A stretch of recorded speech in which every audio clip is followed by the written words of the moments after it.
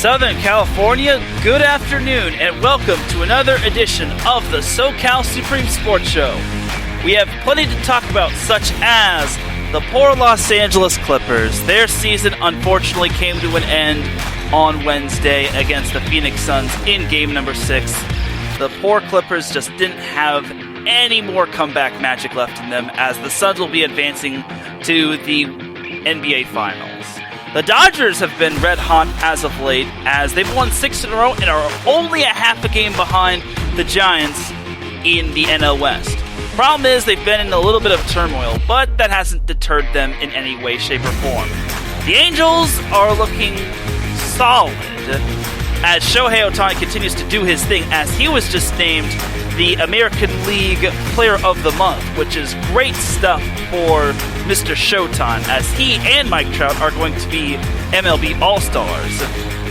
The Padres are also doing well. They may have taken an L against the Cincinnati Reds, but they've won most of their games this past week.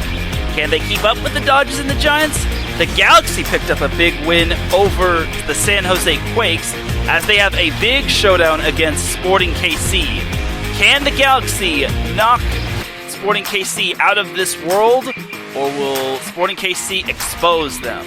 All that and more here on the SoCal Supreme Sports Show. This is Teran Rodriguez bringing you another edition of the SoCal Supreme Sports Show here on IE Sports Radio, your direct feed for all that is sports.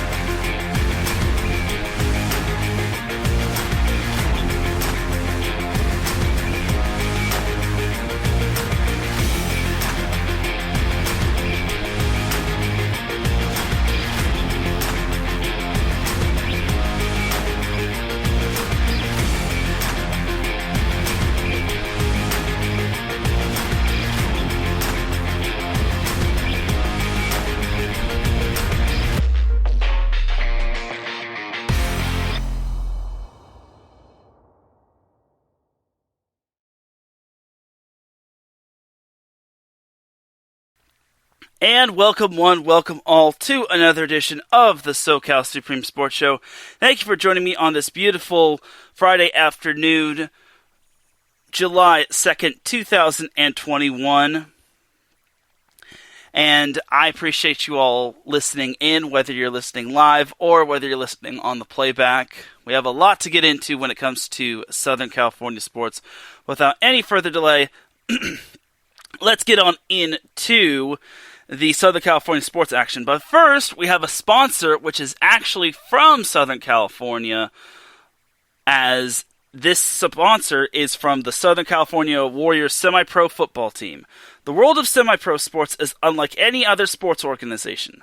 Players pay to play in hopes of so many different outcomes, whether it's playing to get film to try out for professional teams, big-time colleges, or playing to stay in shape. No matter what, all semi-pro players have one thing in common, and that's playing for the love of the game. The SoCal Warriors have been on a quest to earn titles and give players second chances since 2017. Whether you're in Southern California or anywhere in the world, give semi-pro sports a chance if you love your sport. You may get that second chance you have been waiting for as an athlete. You can follow them on Twitter at SoCal Warriors, and you can follow them on Instagram at Southern California_Warriors, and they are also on Facebook at Southern California Warriors as well. So definitely do follow the SoCal Warriors on social media, and in addition to following them on social media, you can follow IE Sports Radio on social media as well, such on Twitter and on Instagram at IE Sports Radio. And we are also on Facebook as well. And as for the SoCal Warriors, they are also looking for 18-year-olds who are interested in competing and playing for them. If you are interested in playing for the Southern California Warriors and there's still time to fill some roster spots, then contact Coach Akalani Ta'afuima at 760-586-3293. That number again is 760-586-3293. Or you could contact Coach Akalani at Okalani, which is spelled Okalani, at SOSD.US. So once again, that's the contact info for Coach Okalani Ta'afu'ima, as he's looking for 18-year-old or older to play some semi-pro football. So definitely do contact him. And without any further delay, now let's get into the Southern California sports action. So we obviously got to address the big news, and that is the Clippers unfortunately losing in the Western Conference Finals, as they lost to the Phoenix Suns 4 games to 2. As on Saturday they lost 80. Well, let's just backtrack back to game number 4. So back when I did this show last week, the Clippers were only down 2-1, and they still didn't have Kawhi Leonard, and that's kind of what hurt them. So it is unfortunate that they didn't have Kawhi Leonard, and you'll see what happened, and you're going to see why I said unfortunate. As now we fast forward to game number 4, where the Clippers and the Suns did battle at Staples Center, and the Clippers unfortunately lost to the Suns 84-80, as that was a big-time loss for the Clippers, as they actually had many chances of winning that game, as they never led the entire game, which was disappointing, but the Clippers just could not convert on any of their opportunities. This was a low-scoring affair, and the Clippers had so many chances to take the lead in that game, or tie. Unfortunately for the Clippers, they also didn't have Marcus Morris, as he was out due to I think it was a knee injury or a leg injury. Regardless, they didn't have him, as that also hurt their offensive production, and you'll see why not having Marcus Morris mattered. The Clippers were led by Paul George, who had 23 points, while Reggie Jackson had 20 points. Ivica Zubac added 13 points and 14 boards, while Terrence Mann added 12 points. As, again, they only played 9 players. Marcus Morris did play, but he only had 4 points. He was on a minutes restriction, but still. So Marcus Morris did play, my apologies. But he was on a minutes restriction because of his knee, and fortunately for Morris, he got to play, but he only played 22 minutes as he only totaled 4 points. Which, if he were healthy, healthier, I think Morris would have had a better output than that. It didn't help that he was a little hampered. The Suns were led by Devin Booker, who had 25 points, while DeAndre Ayton, get this, he had 19 points, but it gets worse. He had 22 rebounds. 22 rebounds for DeAndre Ayton. That's kind of terrifying, if you ask me. And then Chris Paul had 18 points, while Mikal Bridges added 13 rebounds. So, looking at the team stats for both of these teams, the Suns shot 36% from the field and only 20% from three-point range. The Clippers shot 32.5% from the field and only shot 16.1% from three-point range, as they were a whopping 5 for 31 from downtown. Missed free throws really hurt the Clippers, as they missed 11 of them things. If you're going to miss free throws, you better have the scoring output to make up for it, as the Clippers unfortunately did not, and again, they missed 11 free throws. The Suns only missed 3, so that's a difference of 8 right there. That right there is the difference between winning a game and losing a game. If the Clippers win this game, it's a brand new series, and you'll see why in a little bit. The Suns turned the ball over more times than the Clippers, as they had 14 turnovers compared to the Clippers' 12. And in terms of rebounds, the Suns outboarded the Clippers 59-51, which is terribly disappointing. I mean, it's not bad, but DeAndre had 22 of them, so that one kind of got away from the Clippers, which was disappointing. Now we fast forward to Monday, or this past Monday, where the Clippers and the Suns went back to Phoenix, Arizona to play Game 5. So it was basically win or go home for the Clippers, and they needed to come up big. They found out that Kawhi still wasn't playing, and then they also found out that they didn't have Ivica Zubac, as he had a sprained MCL. But despite no Kawhi and no Ivica Zubac, the Clippers won 116-102 as they kept their shortened season alive at the time, as Paul George went off for 41 points, 13 rebounds, and 6 assists. Remember when he had 35 points, 10-plus rebounds, and 5-plus assists in that game against Utah? Well, he kind of one-upped it, and then some. So good job for Paul George. He really proved everyone wrong. Everyone thought that Paul George was going to be Pandemic P, but he really impressed me. I'm not going to lie. And as for the other leading scorers for the Clippers, Reggie Jackson had 23 points, while Marcus Morris had 22 points. It feels like his knee injury was so much better, or his leg injury, whatever the case may be for whatever injury it was. Marcus was a whole lot better than he was in game number 4, and that really was the difference. Like, if Marcus Morris doesn't play, or his minutes are limited, like, he played 39 minutes as opposed to the 22 minutes he played in game number 4. Like, if those minutes are limited, or he doesn't play, the Clippers don't win this game. I personally think Marcus Morris was the key, because if they don't have him, Zubac, and Kawhi, the Clippers have to pretty much throw everybody whenever they can. Oh, and also DeMarcus Cousins, or Boogie Cousins, had 15 points. And that was crucial right there, because with no Zubac, who do they turn to in terms of being a big man? I mean, Paul George can't play the big man position. Pat Beverly certainly can't play the big man position. Marcus Morris isn't really the biggest player out there, so they had to turn to DeMarcus Cousins. And he looked like the DeMarcus Cousins of the past, or in his young days, which really speaks to high volumes of how impressive he was. So, good for the Clippers keeping their season alive after Game 5. The Suns were led by Devin Booker, who had 31 points. Chris Paul had 22, and Cam Johnson had 14 points off the bench. And then DeAndre Ayton, this was kind of the big-time key right here. Ayton only had 10 points and 11 boards, so the Clippers really did a better job of limiting Ayton as opposed to game number 4. So I think this was a complete flip-flop for the Clippers, and it was kind of a wake-up call because they knew they were one game away from elimination, but they decided they had nothing left to lose, and they had to go close out the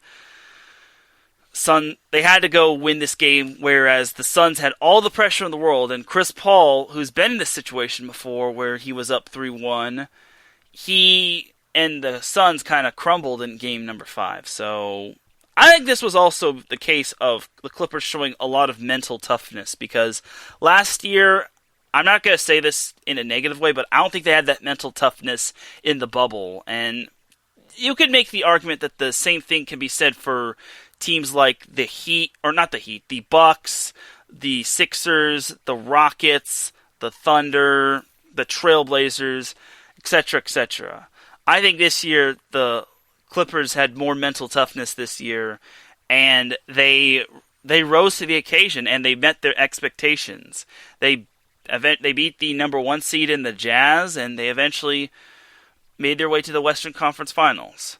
But on Wednesday, the buck kind of stopped there as the Clippers fell to the Suns 130-103.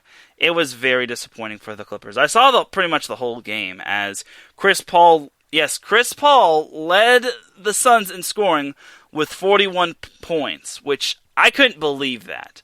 And it's funny because Paul George went off for 41 points in game number 5, and now Chris Paul said, anything you could do, I can do better. And it was a coming out party for Chris Paul because, number one, he was a former Clipper, and he wanted to prove to everyone that the Suns can close out on the road. And number two, he wanted to close this series out period before the Clippers could force game number 7, which that was good. And believe it or not, that loss to the Suns, where the Suns dropped 130 on the Clippers, marked the first time this whole postseason that the Clippers had given up more than 110 points.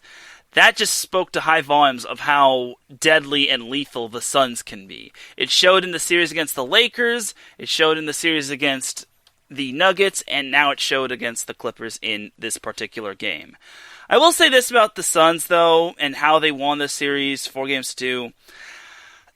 I'm not trying to take anything away from the Suns. God bless the Suns. They are back in the finals for the first time since the 90s. Chris Paul is finally in the NBA Finals. Monty Williams is in the NBA Finals. Lots of respect to the Phoenix Suns. However, the Suns have had to play teams that didn't have their superstar. You start with the first round against the Lakers. The Lakers eventually lost Anthony Davis, and LeBron was not healthy. He wasn't at full 100%, but still, he wasn't at full strength, and AD unfortunately got hurt in Game 4, which, to me, that was the tipping point right there. And then after that series, the Suns played the Nuggets, where the Suns faced a Denver team that didn't have Jamal Murray, which that was key right there. Like, if they have Jamal Murray, like, he is taking off a lot of the load from Nikola Jokic. Jokic, obviously the MVP, he couldn't do it all by himself. And that's the difference between them and the Suns. It's kind of like the Mavs and the Clippers. The Mavs have Luka Doncic, who's basically carrying the team. The Clippers have multiple scorers. And then the Suns eventually advanced to the semifinals. They swept the Nuggets. And then against the Clippers lost Kawhi Leonard in Game 4. Or was it? No, was it Game 4? I think it was Game 4. Yeah, Game 4 against the Jazz, and that eventually wound up biting them in the rear end, because Kawhi never came back, which was disappointing. There were murmurs saying that Kawhi was going to come back in the NBA Finals, but unfortunately the Clippers didn't make it, so yeah. So to me, I'm not trying to say the Suns have had it easy, but it seems like whenever they face a team, that team's best player always goes down. And that's kind of what makes me wonder what would happen. Would the Suns still beat the Lakers if they had AD playing at least 50%? Like, obviously, we saw him play a little bit in Game 6, but he was limping and he just couldn't go. And could the Suns beat the Lakers with a fully healthy LeBron and a fully healthy AD? That still remains to be seen. And then could the Suns have beaten a Denver team with Jamal Murray? That still remains to be seen, because Denver still was one of the most mentally tough teams out there, and that they kind of proved it in the bubble. Unfortunately, not having Jamal Murray really hampered them, and it really hurt them. And this series against the Clippers, could the Suns have beaten the Clippers had Kawhi Leonard not gotten hurt? I personally think they would not have. Like, you look at the Clippers and how they function. It's not just Kawhi, though. They have Paul George, and they have Terrence Mann, and Marcus Morris, and Reggie Jackson. But with Kawhi, they're so much better than what they demonstrated in Games 4 and 6. And then the first two games as well.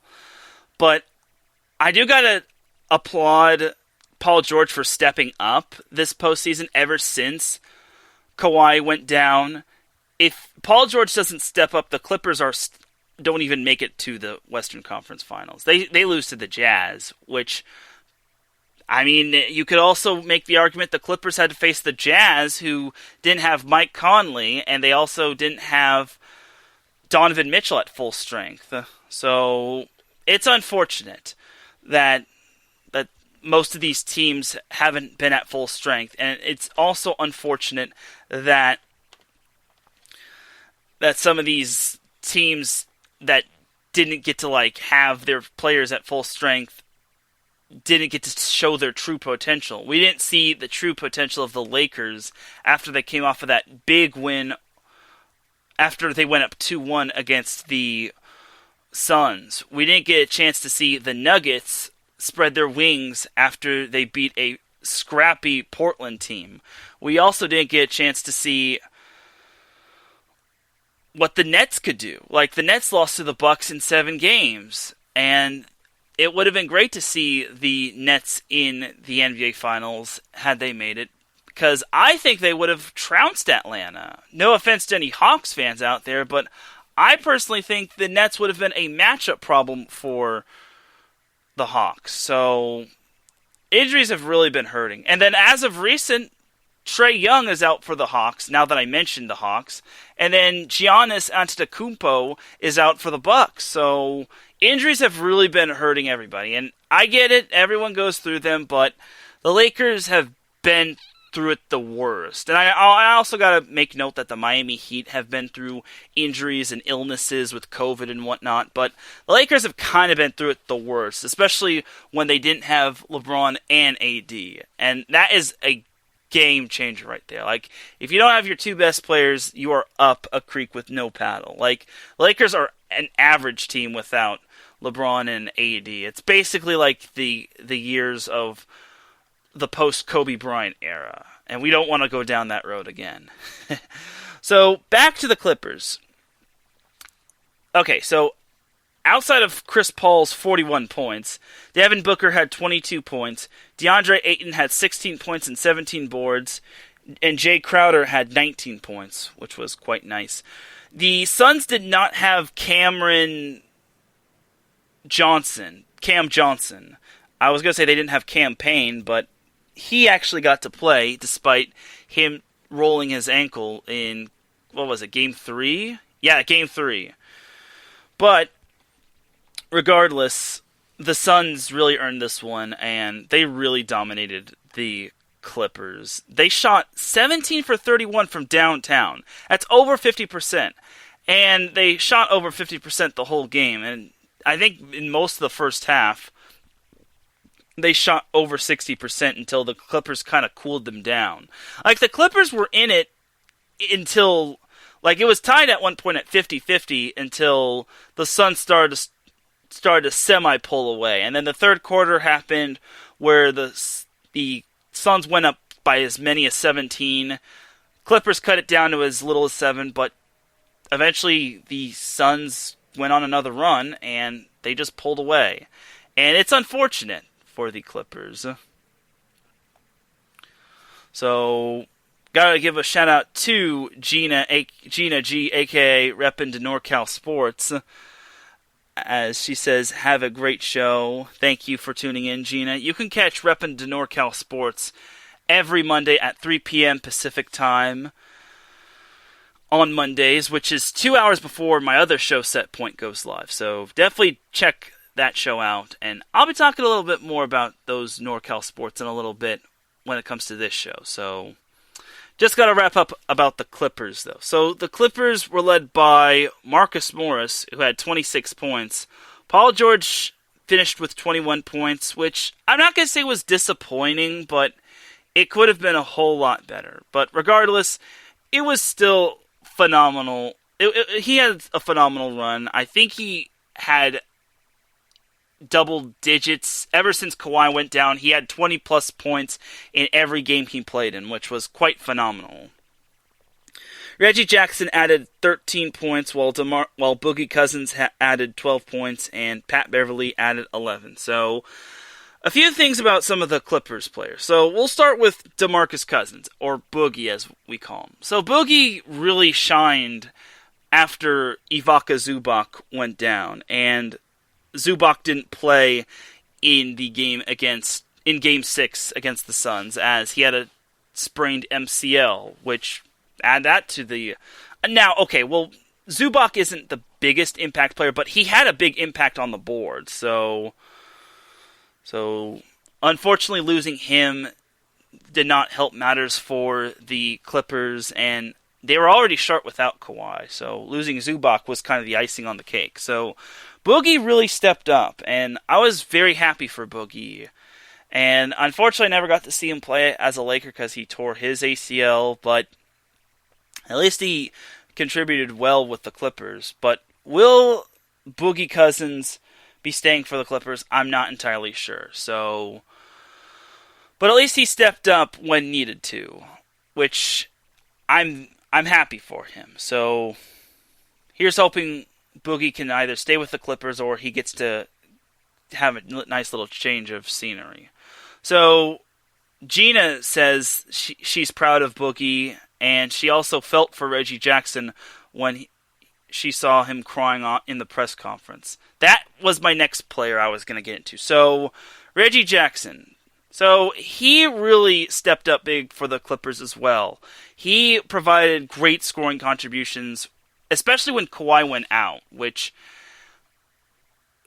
that just made the Clippers a lot more deadly, and made their scoring a lot more efficient.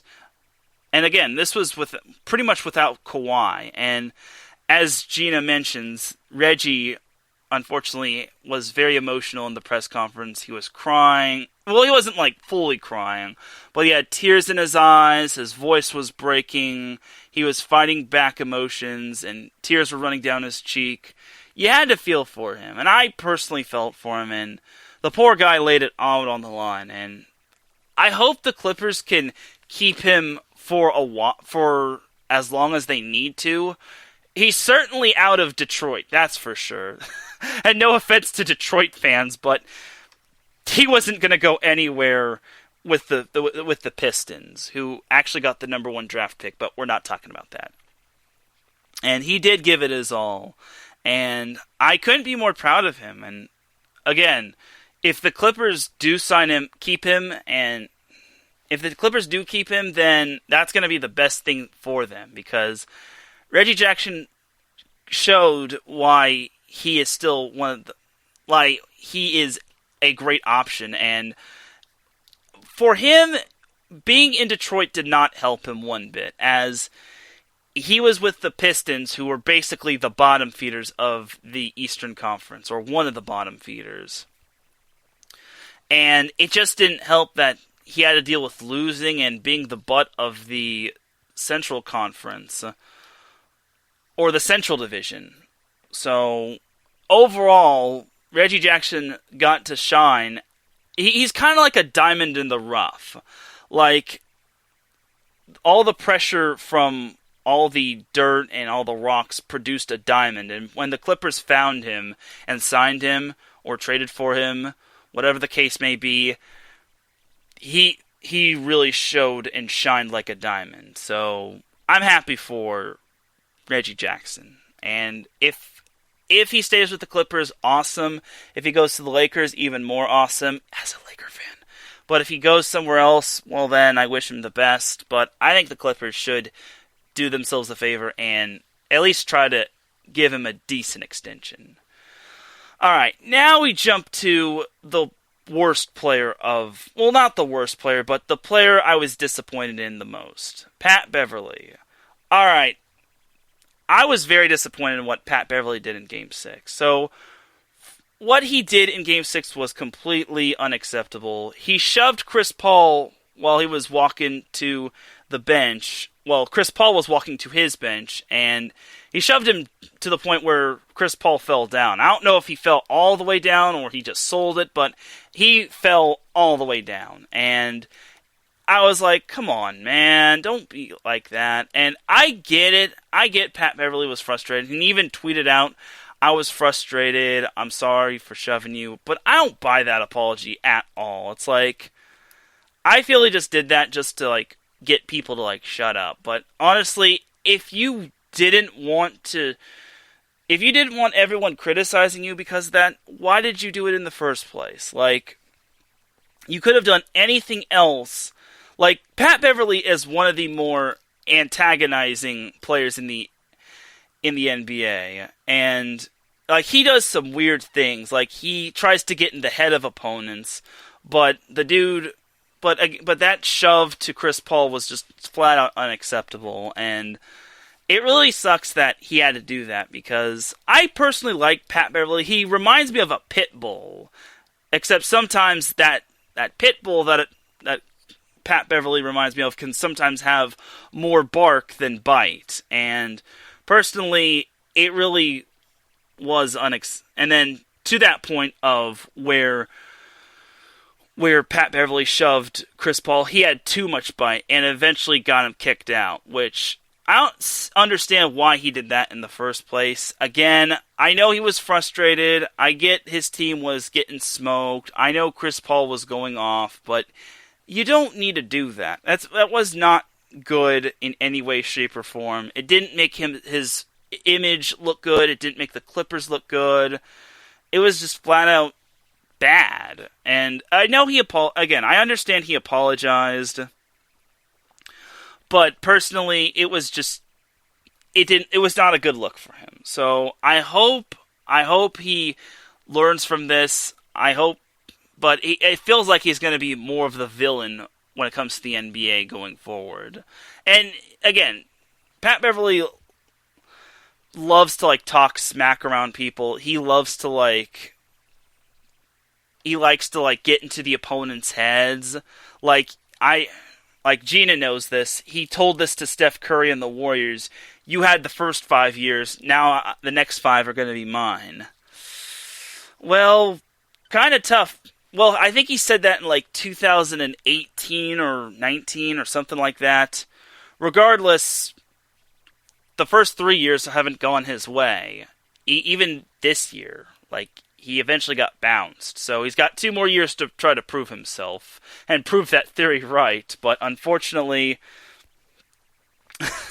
and Gina says that it made him look like a sore loser. Yeah, I agree. And he could have just shoved a chair or something. He didn't have to shove Chris Paul. He could have shoved a chair. He could have just messed around with his hair.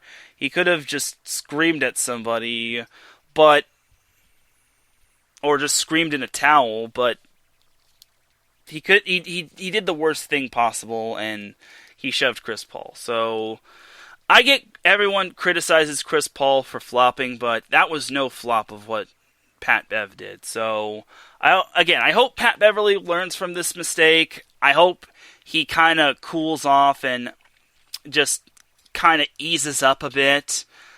I like his toughness and how he tries to get into the heads of opponents, but I just don't like how he can be like that, because it makes him look like a sore loser, like Gina said. So to finish up on the Clippers, I gotta give my props to Ty Lue and how great of a job he did with the Clippers in his first year. This kind of implies 2 things. The first being, was Doc Rivers really the problem when it came to the Clippers and not getting out of the second round? It kind of was. I'm not sure. I can't really say from a Doc Rivers perspective. I mean, obviously we saw Rivers and the Sixers losing to the Hawks, but again, it could be coincidence. It could be because the Hawks were a scrappier team. It could have been because the Hawks had nothing to lose. Could be because the Sixers just couldn't handle the pressure of being the 1 seed.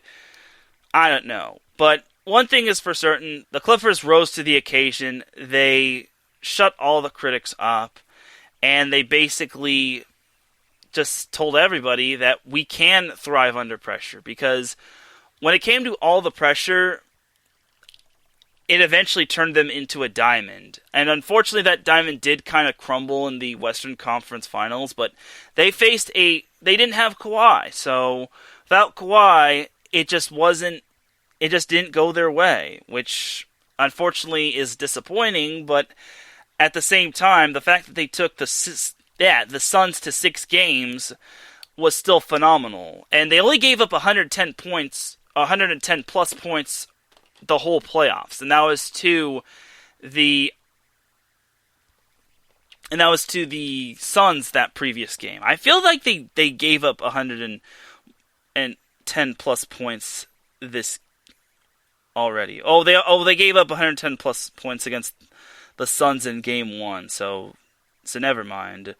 And then they also gave up 110 plus points against the Jazz. So yeah, and then the Jazz, they gave up 110 points more times against the Jazz. So never mind what I said about them giving up 110 plus points the whole playoffs previously. So, yeah, that was my bad. Gina asks, do you think Kawhi will return next season? That's a very good question. So, here's the thing. Kawhi was... I read somewhere that Kawhi was not happy with the team's doctors and how they didn't do him any favors of returning properly in time for the series against the Suns. And it just didn't have a good look. And my thing for Kawhi is this. I feel he might try to leave, but I don't see where else he wants to go. Like, obviously he can opt out of his contract this season, or this offseason, but at the same time, like, where does he want to go? Like, the Warriors, which Gina talks about, that could be a possibility. And then I highly doubt he'll go to the Lakers, because who are the Lakers going to give up for the Clippers? And are the Clippers really going to let Kawhi walk out the door to the next door neighbor? I doubt it. And then there was something I read that, do you think Kawhi would want to go to the Knicks? And it's like, well, no. and I'll tell you why, because does Kawhi really want to compete with KD, Kyrie, Joel Embiid, Giannis, and then the Hawks that are on the rise? I doubt it. But to me, that's a tough one. I would think Kawhi wants to return, but honestly, time will tell. Like, again, it depends on how he feels and if he wants to, like, stay with the Clippers and maybe try to win a ring, because they obviously showed their true potential. This is the potential that everyone and their mothers was hoping for last season. So we'll have to wait and see what happens this offseason. The Clippers, again, they had to give up quite a bit for Kawhi and for Paul George. So if they don't win a championship in the next coming years before Paul George is a free agent, then that trade for Paul George and the signing for Kawhi will look like a complete dud on the Clippers' part. So all in all, Clippers have a lot of questions to answer. They don't have too many draft picks, so they can't really build off of the draft. So we'll see what happens for the Clippers. I will talk a little about the Lakers. I did hear something that people are wanting to trade Anthony Davis for Damian Lillard. Here's my answer to that. No. Let me tell you why. Number one, Anthony Davis, I get it. He's been banged up.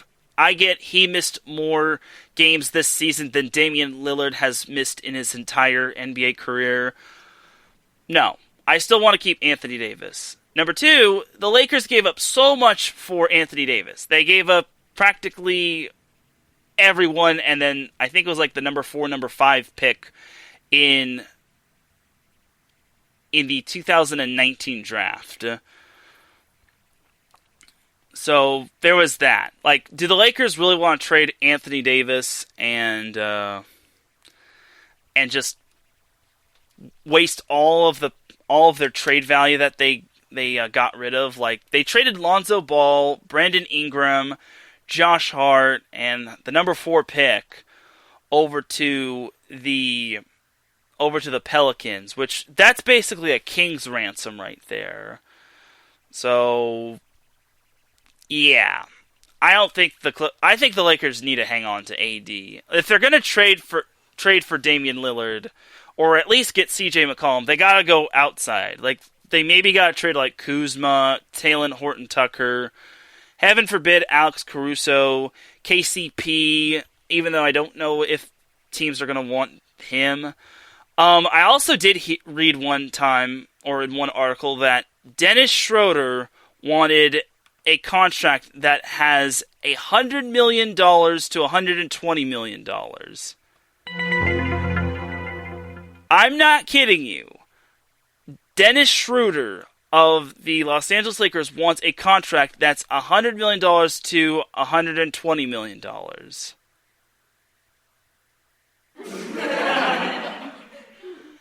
don't know if I should laugh or I should just be concerned for him. Because let's get one thing straight. He is not worth $100 million. Especially after the performance that he had this season. Like, I don't blame him for wanting that because I know how valuable he can be.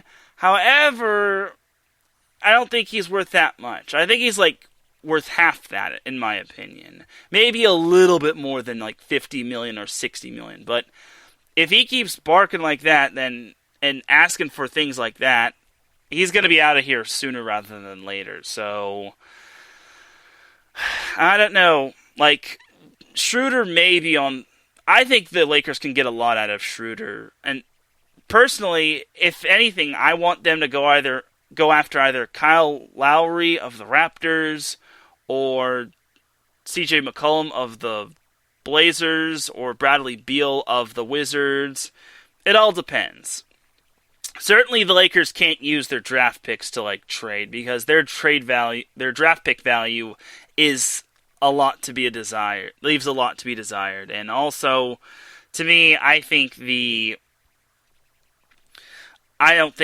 Lakers aren't going to pick that high. And so the Lakers are going to have to get creative with their trading with their players. And then also I got to mention one more thing about the Lakers is that yesterday was the 3-year anniversary of LeBron signing to the Lakers off of a 4-year deal.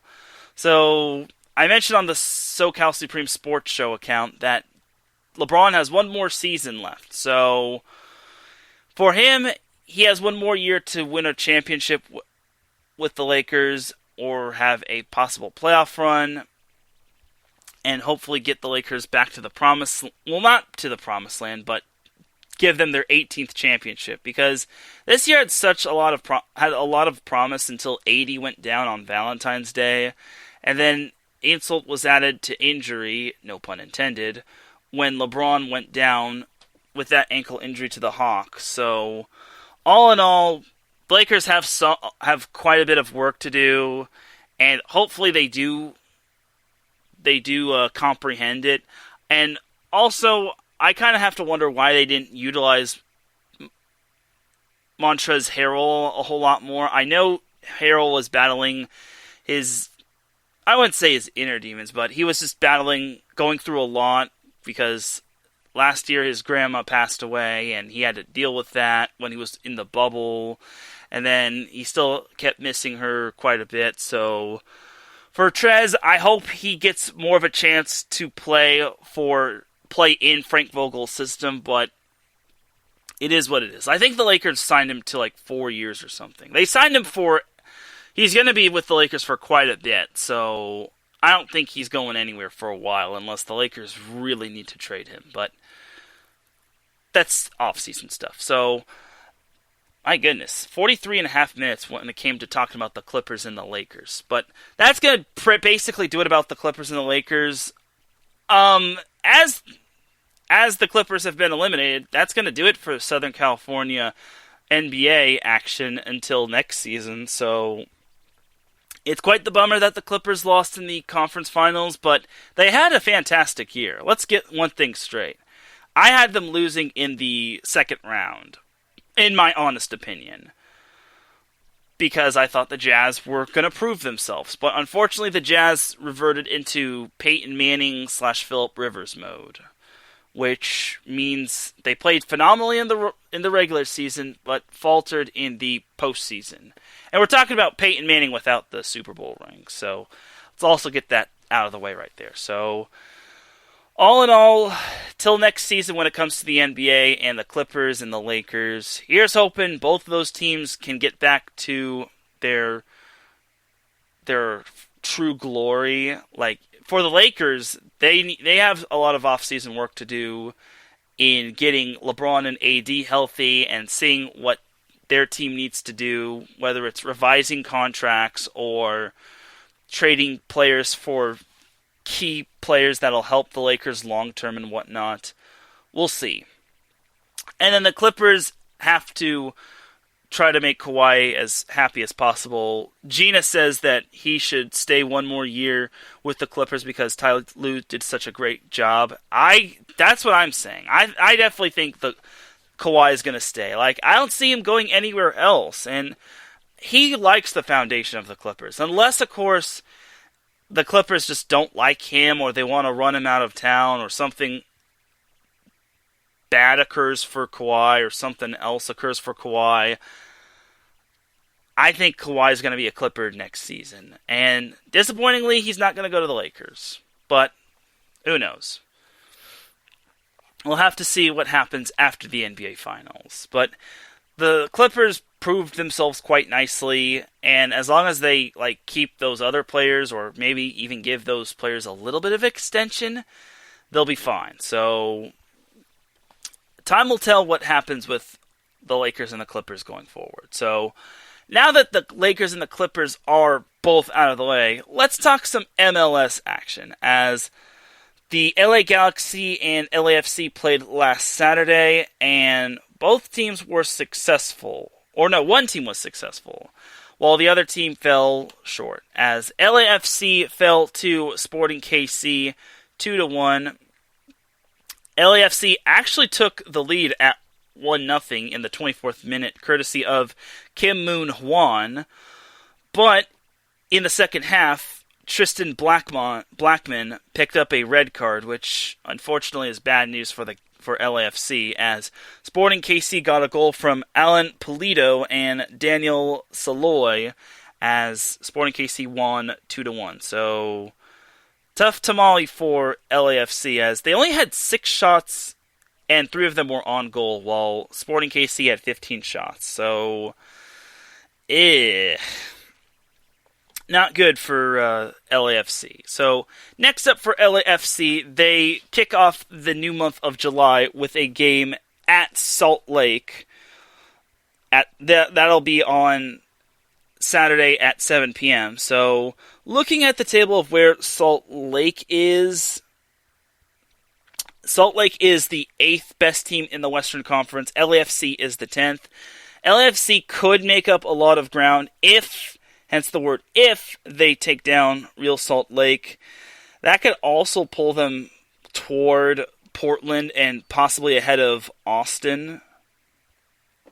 But we'll have to see, because Austin was coming off of a big 4-1 win over Portland. That was huge right there. So we'll have to see what LAFC does. This has kind of been such an awkward season for LAFC, considering more times than not, they've been the top dog in the Western Conference. Now they're kind of taking a backseat to everyone and their mothers, which for Galaxy fans, that's pretty funny. But if you're an LAFC fan, then I feel bad for you.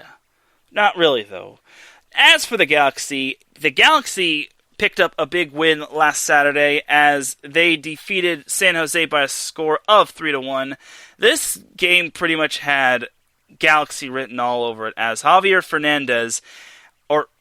Hernandez had 2 goals. He had the one in the 11th minute and the one in the 50th minute. And Florian Jungwirth, I don't know if that's how it's pronounced, but Florian Jungwirth had a goal in the 70th minute. San Jose got its lone goal from Cade Cowell, but I already said this on Gina's show in her chat room. I said San Jose didn't even score until late in the game, which basically was a garbage time goal. And when you're down 3-0 and it's that late in the game, you're basically going to need a miracle. And to San Jose's disappointment, they did not get the miracle. So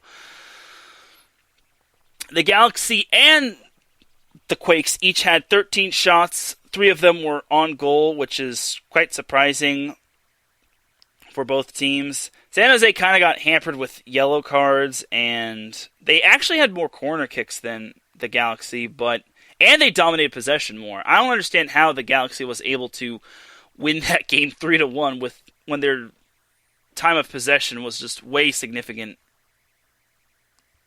less than San Jose's, but I ain't complaining. So, good for the Galaxy. Their next game is Saturday, and it's against Kansas City. It's going to be in Los Angeles, or wherever they play it. Carson? Yeah, the Dignity Health Sports Park, which is in Carson, which is basically near Los Angeles. So, here's the thing about Sporting KC. They obviously beat LAFC. But my thing for the Galaxy is this. This is a huge game for them. Why? Because Sporting KC is the second best team in the Western Conference. The Galaxy, on the other hand, are the third best team in the conference, as Sporting KC has 23 points, the Galaxy have 21 points. The Galaxy have only played 10 games, as opposed to Sporting KC's 12. The Galaxy are 7-3, while Sporting KC is 7-3-2, 7 wins, 3 losses, and 2 draws. The Galaxy also kind of got some help from, I think it was Memphis or Vancouver, I want to say.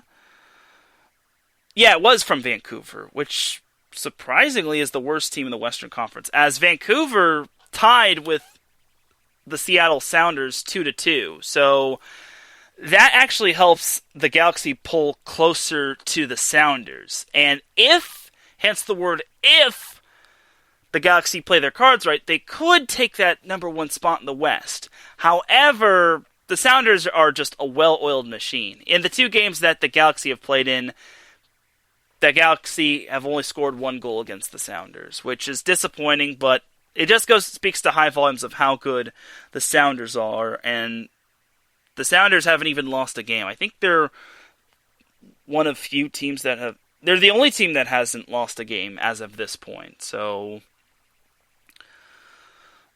that's tough to molly for the Galaxy, as Seattle just continues to do their thing. But overall, if the Galaxy win on Saturday, which I think it's possible, I think the Galaxy win.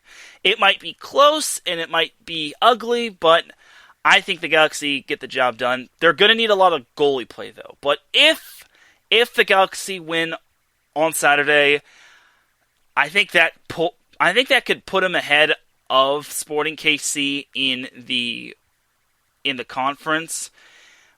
However, if Sporting KC beats the Galaxy, then basically the Galaxy aren't really going to be going anywhere, and that could give the chance of Colorado for them to increase their possibility of moving up in the Western Conference. But it all depends. Like, there's still plenty of time in the MLS, so the Galaxy can't get too high on the wins, but they can't get too low on the losses. So one thing to note about the Galaxy is that if they win on Saturday, then they will have exceeded their point total from last year. Last year, they scored a whopping 22 points when it came to their 22 games from last year.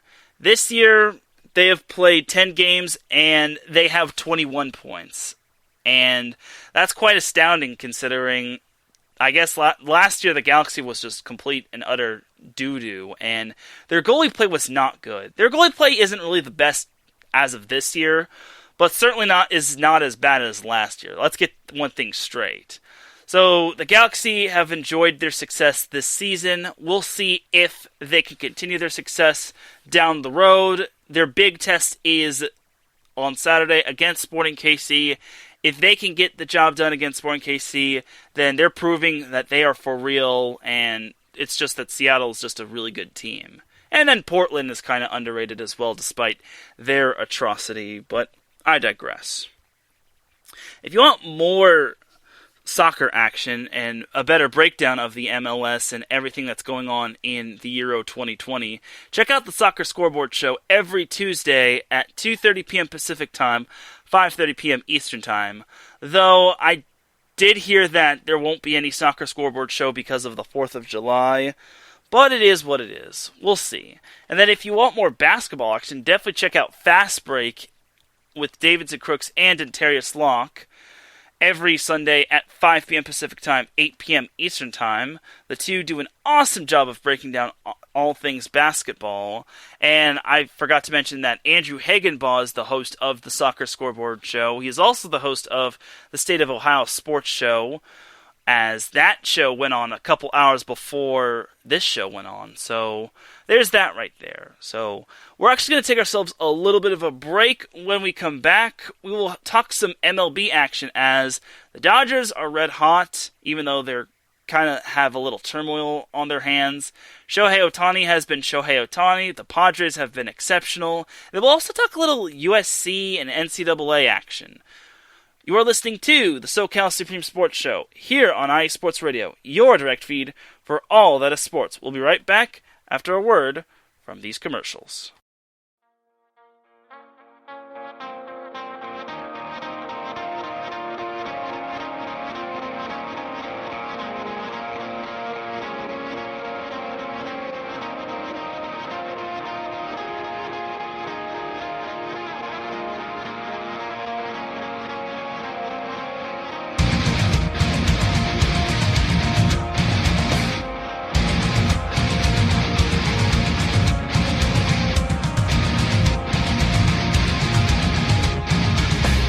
Hey sports fans, do you like wine? Well, we've got the show for you. This is Let's Wine About Sports, a show where we talk about wine and sports simultaneously. From the classic Cabernet Sauvignon all the way down to the grapes that you've never even heard of before. Oh yeah, we cover it all. And we'll talk about a little bit of sports as well. Football, hockey, collegiate, women's sports, it doesn't matter. We're going to talk about it all, and we're going to whine about it all. So join me Monday at 8 p.m. on IU Sports Radio, your direct feed for all that is sports.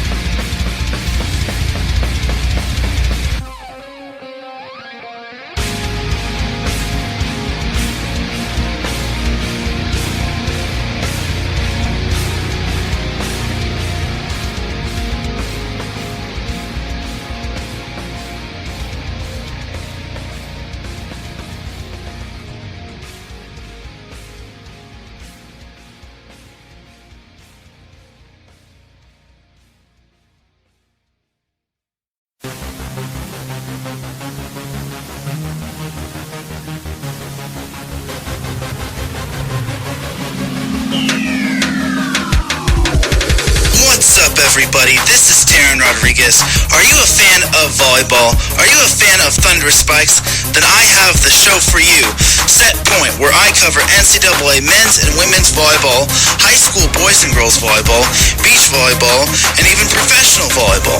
Catch the action every week here on IE Sports Radio, your direct feed for all that is sports.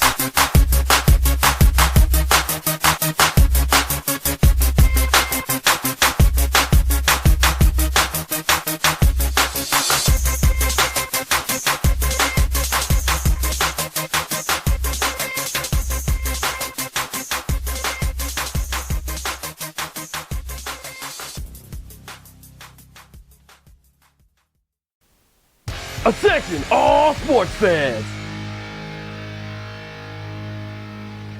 If you're someone who wakes up each morning with lists of sporting events to go along with your to-do list for the day, then you just might be a diehard. The world of sports is as vast as the ocean is deep, including the major leagues, the minor leagues, the colleges, and everything in between. This is me, your boy Larry B of IE Sports Radio, welcoming you to join me every Monday evening at 4 p.m. Pacific, 7 p.m. Eastern on The Defining Moment, a show that focuses on what really matters in the sports world, sports themselves, and nothing outside of them. Once again, tune in for The Defining Moment with me, your boy Larry B, every Monday evening at 4 p.m. Pacific, 7 p.m. Eastern on IE Sports Radio, right here on Spreaker.com. We'll see you there.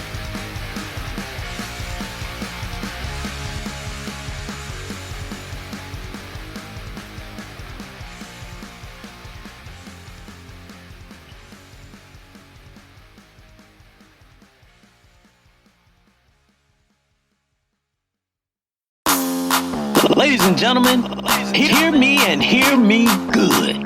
If you like sports, then you like the Wait a Minute Show. If you like comedy, then you like the Wait a Minute Show. If you like a different opinion coming from a different angle, then you like the Wait a Minute Show. So join me Saturday, 8 p.m. Eastern Standard Time with your host, Jelani J.B. Bodie. And of course, my man Lopan on the WaitAMinuteShow.com. Ain't that right, Lopan?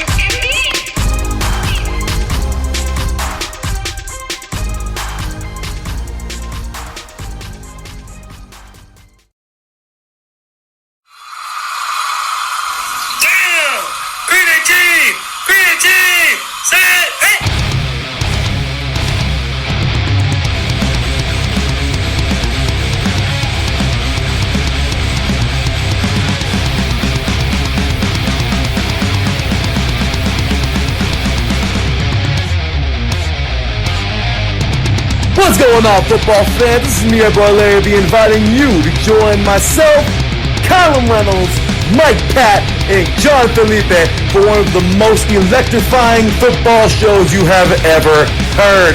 3 and Out, right here at IE Sports Radio. Recap of the week before, a preview of what's to come, and of course, 3 hardcore head-to-head prime-time face-offs each week. You don't want to miss it.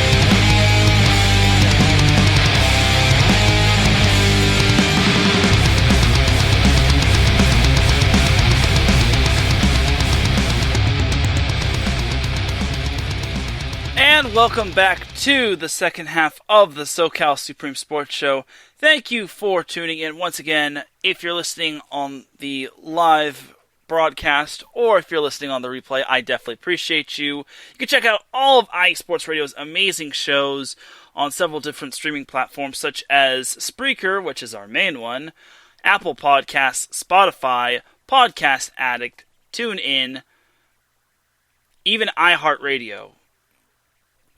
And you can also check them out on YouTube as well, because most of our shows get published there as well. So, there's that. So, now let's jump into segment number 2 of the SoCal Supreme Sports Show. So, let's jump to some NCAA news. So, I don't know the exact news, but from what I've been hearing, the NCAA has allowed athletes to brand themselves as they now can they now can have sponsors or brand themselves as it's tough to explain, but now the NCAA is allowing players to get sponsored and whatnot. So for example, Master P's son, Hersey Miller, signs a $2 million deal day after the NCAA rule change, which is kind of funny. So, basically, everything, athletes can now, earn money for themselves, and they can get signed sponsorships, and do all that good stuff. So, this kind of leads me to the point of Reggie Bush's reinstatement of his 2005 Heisman Trophy. Should that get reinstated? I think it should. And I've been hearing that the Heisman Trust Committee will reinstate Reggie Bush's 2005 Heisman Trophy if the NCAA restores his vacated records, according to the Heisman Trust Group. I really hope Reggie Bush does get his Heisman Trophy back and the NCAA reinstates his vacated records. I understand he broke the rules, but it wasn't all his fault. People make mistakes. I've made mistakes. He made a mistake. Everyone and their moms make mistakes. Nobody is perfect. And also, if you're an NCAA athlete, obviously you're getting scholarships and whatnot, but sometimes a student athlete has got to, eat or something, or whatnot. It wasn't all Reggie Bush's fault. And it's disappointing that his Heisman got taken away and he got his records vacated. But all in all, I do hope he gets his Heisman back. I would like to see him get that Heisman Trophy back. And I also saw that USC men's basketball players have been branding themselves as well, as they've made their own brands, which is cool, I guess. Speaking of USC men's basketball, I do gotta congratulate Harrison Hornery,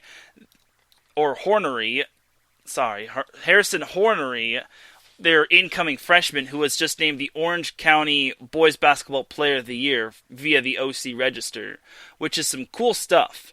But it gets a whole lot better. It gets a whole lot better for USC. One of USC's other incoming freshmen, I think his name is Malik Thomas, I want to say that's his name. Yeah, Malik Thomas. Malik Thomas was just recently named the Gatorade California Boys Basketball Player of the Year. So, USC got 2 good players. Let's just get that out of the way real quick. USC has Malik Thomas from Damien in Laverne. And then they also got Harrison Hornery, who just recently celebrated his birthday. Happy belated birthday, by the way. He got Orange County Player of the Year. So, good job to those USC incoming freshmen. And once again, I gotta wish him a happy belated birthday. His birthday was surprisingly yesterday, so happy birthday, Harrison. Fight on forever. So, all in all, that was a good little couple of days for USC men's basketball. Their players can now brand themselves, and 2 of their players got awards, even though Harrison's award came like a few weeks ago. I think it came like last week. While Malik Thomas's Player of the Year honor came a couple weeks ago. So, that's good stuff. I just wish Onyeka Okongwu, a.k.a. Big O, and the Hawks can maybe turn the tide. So, we'll see how it goes. We'll see how it goes for the Hawks, but this isn't the Atlanta Sports Show. This is the SoCal Supreme Sports Show. We're not talking about no Atlanta Hawks here. So, but back to USC hoops. This is going to look really promising for USC, having 2 players that were named Player of the Year in different aspects. Harrison being named the county's Player of the Year in boys basketball, and then Malik Thomas being named the boys basketball state Player of the Year via Gatorade. So, good stuff. And I'm really excited to see what those 2 could bring. I know USC is kind of going to be a little bit different, as they're going to lose Tajidi and the Mobley brothers, but I think USC is going to...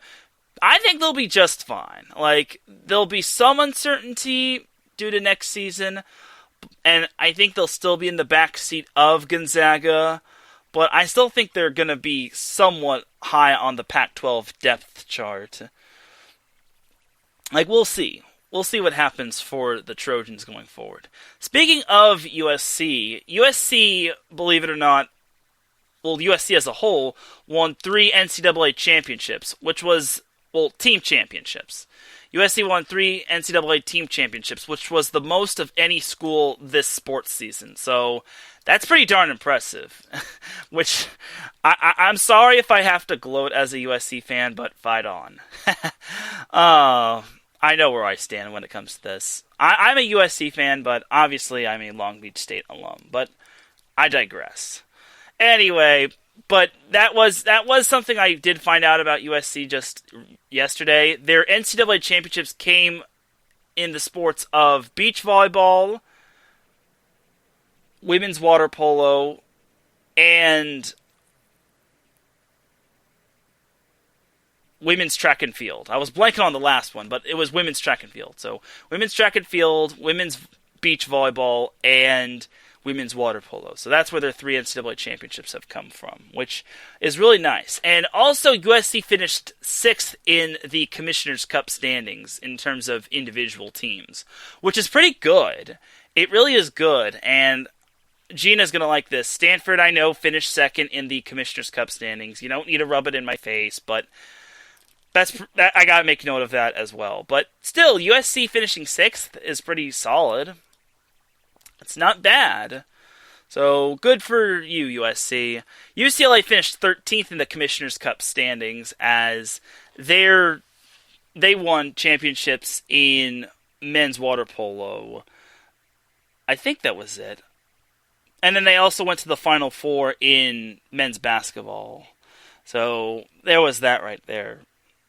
But all in all, it was a pretty solid season for our Southern California sports teams.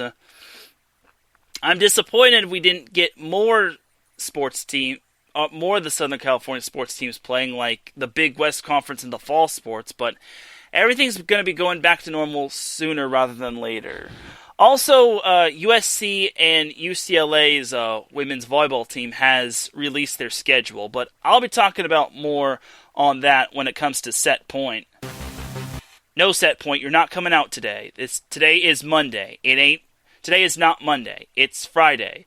We got SoCal Supreme Sports Show going on. So, all in all, it's going to be a fun season next year, and I can't wait to see what USC and UCLA and San Diego State and all the other Southern California sports have to offer next season. So we'll see. We'll see what happens when it comes to all those schools. Like, I was told that USC can average 8.5 wins next season, where I think UCLA is going to average the over-under 6.5, which is doable, I guess. And then also, I heard that USC has 6 4 and 5-star recruits, which is tied for the most, considering Oregon just recently got a 4-5-star recruit for the class of 2022, which, well, c'est la vie. So that's pretty much all the USC and UCLA news happening. Again, I'll go over the UCLA and USC women's volleyball schedule when I do set point on Monday. No set point. It's not Monday. It's Friday. Get back in your cage. Anyway, now let's jump over to baseball, and then after that, I will be sending you all on your way as I'm just messing with you. That set point isn't really trying to come out and play. It's just me having a little fun. So let's jump over to some MLB action. So let's start with the Angels first. So the Angels play tonight against the Baltimore Orioles. They play the Orioles in the start of a 3-game series at 6:38 tonight. Now, for the Orioles, this is kind of a trap series for the Angels. The Orioles, I think, if memory serves me, the last time the Angels and the Orioles played one another, the Orioles socked it to them. And it started off when the Orioles won I think it was like 18-inning game where they had a position player get the save, which was kind of funny. So there's that right there. So looking at this matchup for the Angels and the Orioles, Keegan Akin is going to be pitching, while Griffin Canning is pitching for the Angels. Keegan Akin is pitching for the Orioles, while Canning is pitching for the Angels. Akin is surprisingly 0-4 this season, and he has a very high ERA. Canning is 5-4, and his ERA is pretty high, but not all that high. Here's hoping the Angels can get back on track, and here's hoping their good news continues, because the Angels had one of their players be named American League Player of the Month, and that player was Shohei Ohtani, who has just been doing it all, whether it's pitching, whether it's hitting the ball. He's just been getting so many dingers, and he's picked up the slack considering Mike Trout is still out, and he might be out until after the All-Star break, which it means we're not going to see him in the All-Star game this season, but it is what it is. So as for how the Angels did this past week, the Angels didn't do all that bad, as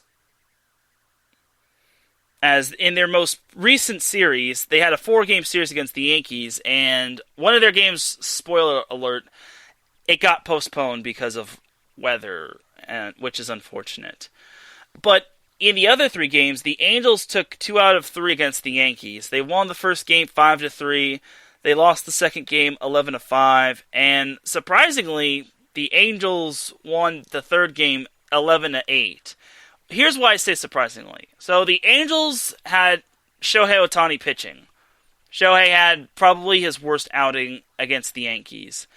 And the Yankees scored 7 runs in the first inning off of Shohei Ohtani. And then eventually Shohei had to be dismissed. Well, not dismissed. He had to be relieved. Eventually, the Yankees led 8-4 going into the 9th. And it looked as if this one was a wrap. But the Angels eventually got the bases loaded, and they eventually got a grand slam home run from Jared Walsh. Now, to me, I think Jared Walsh got snubbed when it came to being an All-Star. I think he really, really, really got snubbed. I personally think he should have been an All-Star this season. It's disappointing because he's had such a great season. I think he gets overshadowed because he's not like Mike Trout or Shohei Ohtani, but he's just done a great job this season. He's looking the ball like it's a beach ball, and he's just had his eye on the ball, and he's just done phenomenally, even in his position where he's a catcher and whatnot. So back to the Yankees game from Wednesday. So the Angels eventually tied it at 8-8, and then they eventually took the lead at 10-8 off of a 2-run RBI single from Luis Rengifo, and then Taylor Ward had an RBI double, which eventually, it was an RBI. Rengifo had an 2-run RBI double, and then Taylor Ward had an RBI single, which put the Angels up 11-8, which eventually wound up being the final score. Which I was very surprised that the Angels came back from that horrible deficit. And I remember last week, Mark, one of our teammates from iSports Radio, was giving me a little bit of guff about how the Angels were going to be fresh meat for the Yankees. So I'm not going to name names, but I kind of already named it already, but it is what it is. So it was kind of a decent win for the Angels. Not bad, honestly, considering what happened last week. So the previous series where the Angels took on the Tampa Bay Rays, the Angels lost 2 out of 3 against the Rays. They lost the first game 4-3. They lost the second game 13-3. And then in the final game of the series against the Rays, the Angels won 6-4. So the Angels have had quite a bit of days off. The game against the Yankees was kind of the lone exception, but they haven't had too many games from now today all the way back to last week's episode of the SoCal Supreme Sports Show.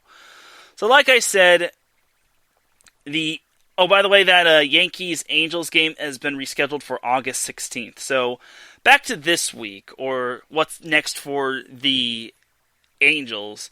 The Angels, like I said, they have a 3-game series against the Baltimore Orioles. They play tonight at 6:38. They play Saturday at 7:07.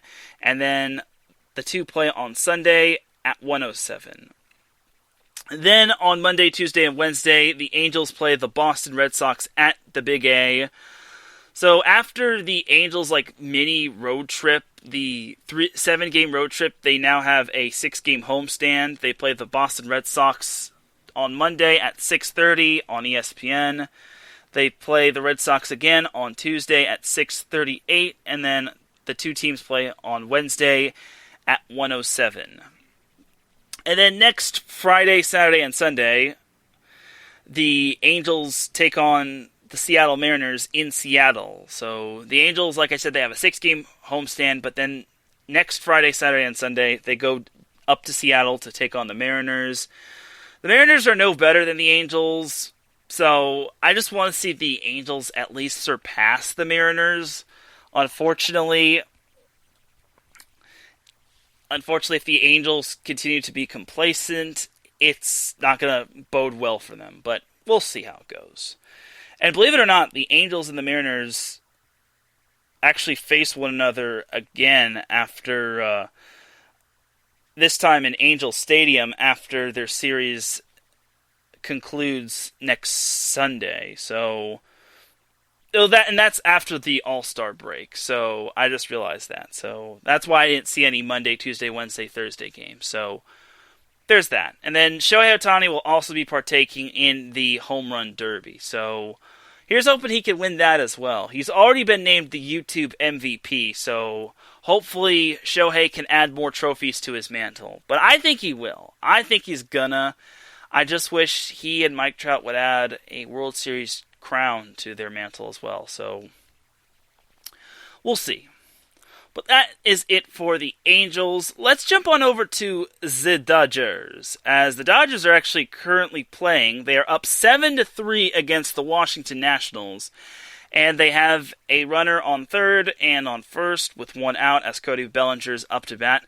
Now, remember last week when I was bashing the Dodgers after their disappointing loss to the Cubs where they got no hit?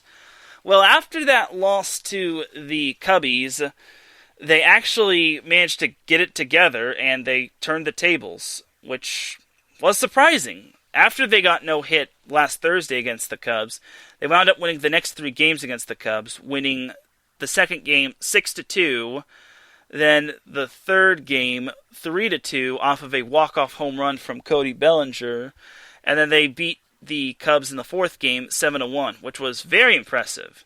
And unfortunately for Gina, she's not going to like this. The Dodgers swept the 2-game series against the Giants. They won the first game 3-2, and they won the second game 3-1, which was rather impressive. So currently, the Dodgers are in a 4-game series against the Nationals. Yesterday, the Dodgers beat the Nationals 6-2 in 5 innings due to rain, it's disappointing that the game got rained out, but it is what it is. So, like I said, currently the Dodgers are up 6-3 against the Nationals. The Nationals were the hottest team in the MLB prior to facing the Dodgers. So, it's quite amazing how the Nationals have kind of cooled off after the Dodgers got hot. It seems like there's been a lot of up and down teams as of late, so that's cool. As for the Dodgers, they're facing the Nationals as we speak right now. Tomorrow they face the Nationals on Fox at 4:15 p.m. And oh my God, I can't believe this. I can't believe this is the time that the Dodgers and Nationals play. So the Dodgers are playing the Nationals. Get this. The Dodgers are playing the Nationals at 8:05 a.m. Pacific time. I know it's going to be 11:05 on the East Coast, but God, that's a bit of a punch to the face for Dodgers fans. Oh well. After the series against the Dodgers, or against the Nationals, the Dodgers have a 4-game road trip against the Miami Marlins, so the Dodgers will still be on the road against the Marlins. On Monday, the Dodgers take on the Marlins at 3:40. Tuesday, the two teams face each other at 4:10. Wednesday, the two teams face each other at 4 on ESPN. And then Thursday, the two teams face each other at 9:10 a.m., which, again, another early start time. So better set your alarm clocks, everybody. Or at least get a radio to hear the game while you're at work. I don't have to deal with it because I don't work, but oh well. And then next Friday, Saturday, and Sunday, the Dodgers have a crucial 3-game homestand against the Arizona Diamondbacks. Next Friday, the two teams face each other at 7:10. Then Saturday, the two teams face each other at 7:10 again. And then Sunday, the two teams get to face each other again at 1:10. So the reason why I call that series crucial is because the Dodgers are a half a game behind the San Francisco Giants in the NL West. I can't believe it as well. I remember I was saying that the Dodgers were 4.5 back of the Giants after the Dodgers got swept by the Padres, but now the Dodgers have suddenly caught fire, and for their sake, they better keep winning, because if they keep catching the Giants on a bad day, they could be ahead of the NL West by the time the All-Star break rolls around, which is very nice. And Gina unfortunately says that she's very upset about the Dodgers beating the Giants. I'm sorry. But the Dodgers have got to take care of business. And I try to warn everybody that this season is a marathon and not a sprint. And just because the Dodgers got knocked down does not mean they're going to be down and out. So, good for the Dodgers and their winning ways.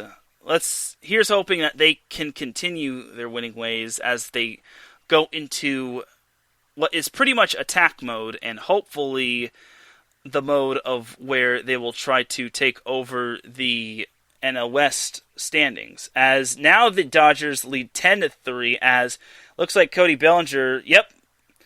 Oh no, it wasn't Cody Bellinger. It was Pollock who homered to right center, which was a 2-run home run. As Bellinger actually singled to center, and Wait a minute. Wait a sec. Hold on. Turner homer to center.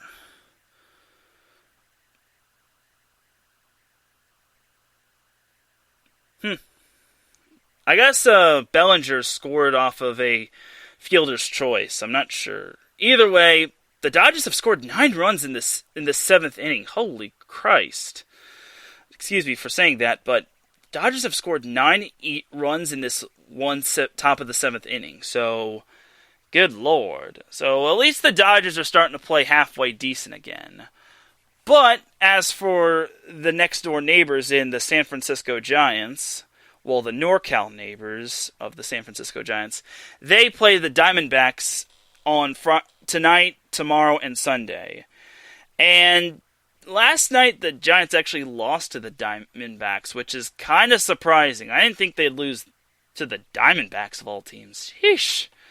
I'm not trying to bash the Giants or anything, but still, you can't lose to teams like that. Otherwise, that could be the difference between being a wildcard team and being a division champion.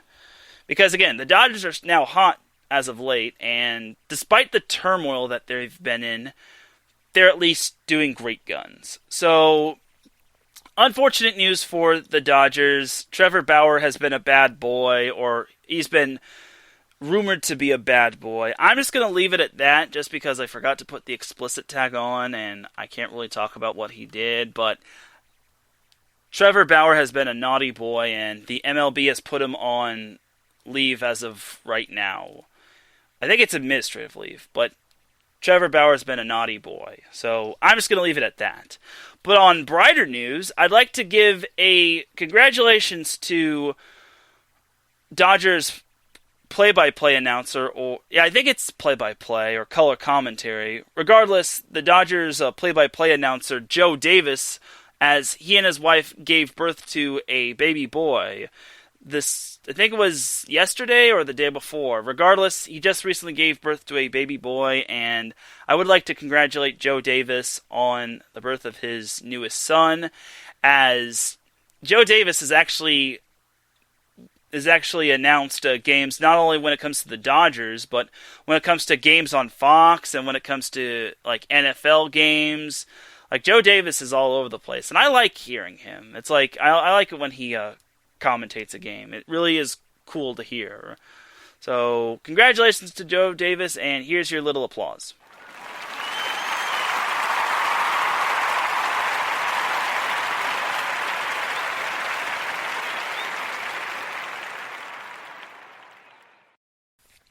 All right, now let's finish up the MLB and talk some Padres action. So the Padres have still been steady. Unfortunately, they have kind of been on a 2-game losing skid, as they just lost to the Philadelphia Phillies 4-3 in 10 innings. And then the previous day, which was yesterday, they lost to the Cincinnati Reds 5-4. In their previous 2 outings against the Cincinnati Reds, they beat the Reds 5-4, and they beat them 7-3 in game number 2. Against the Diamondbacks, they took 2 out of 3 against them, as the Padres won game 1 11-5, while they lost the second game 10-1, which I think that was the first road win for the Diamondbacks in quite a while. I think it spanned from all the way back to I think it was June or May, all the way till June. Oh, I'm sorry, not June. I think it was April. It was the Diamondbacks' road game losing streak spanned from April all the way till June, which is very surprising. I was very shocked to see that, and I'm just confirming it right now.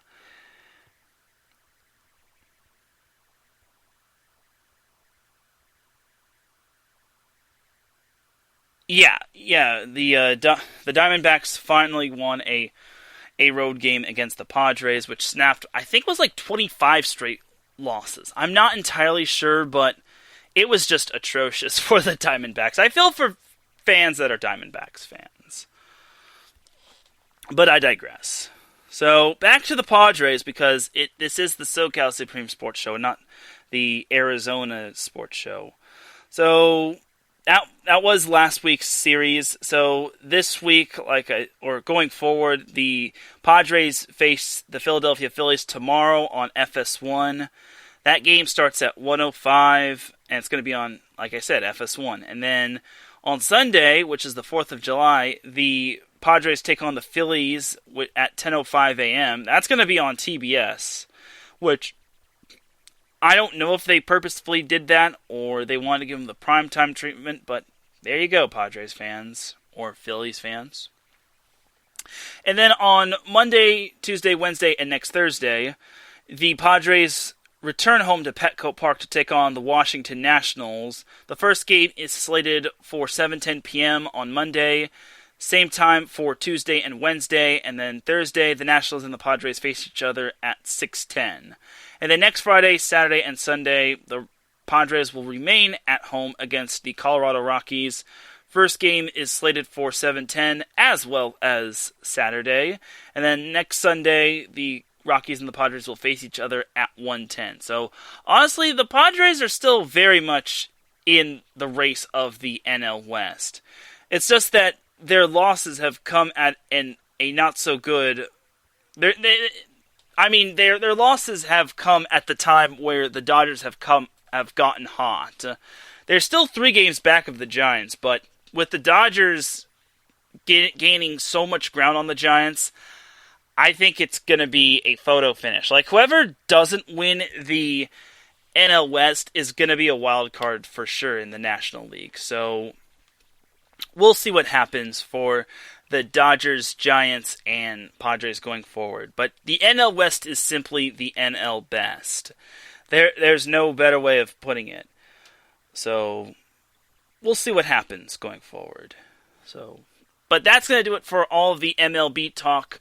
If you want more in-depth MLB talk, definitely check out Bases Loaded every Sunday at 5 p.m. Pacific Time, 8 p.m. Eastern, with Brandon Buckingham, Blake Henley, and Chris Garcia, a.k.a. Sports Brain.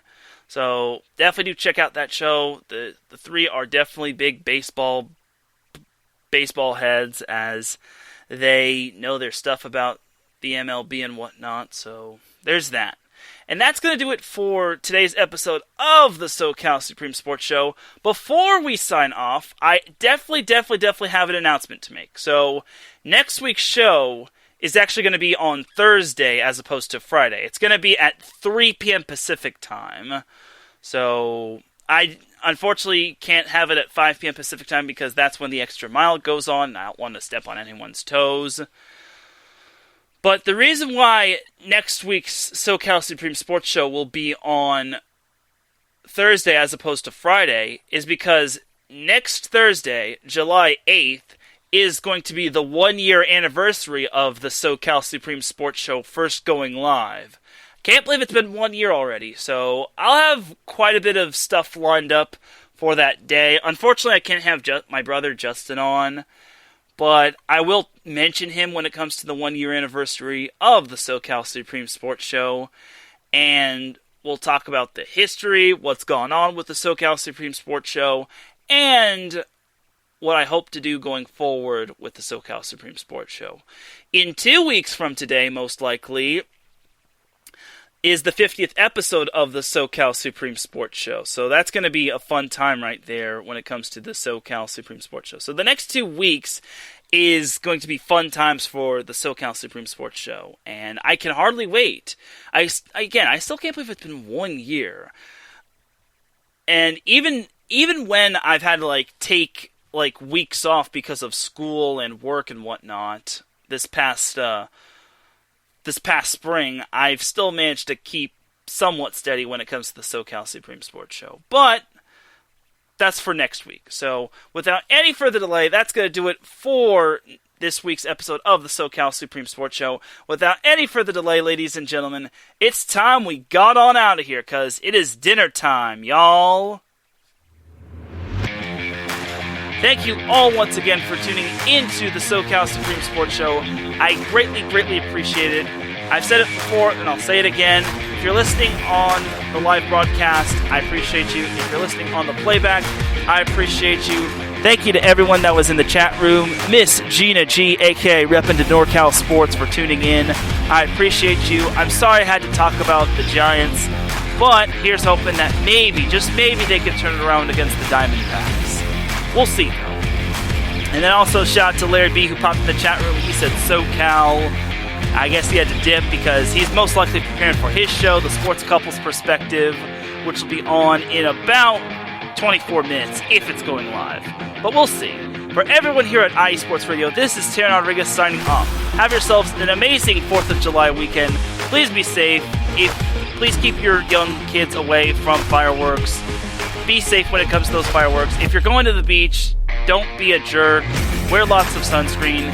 If you haven't been vaccinated, definitely get vaccinated. And I will see you all on Monday for Set Point. And once again, I'll see you next Thursday for the SoCal Supreme Sports Show 1-year anniversary. Have a great night. And remember, SoCal is for SoCal. Peace.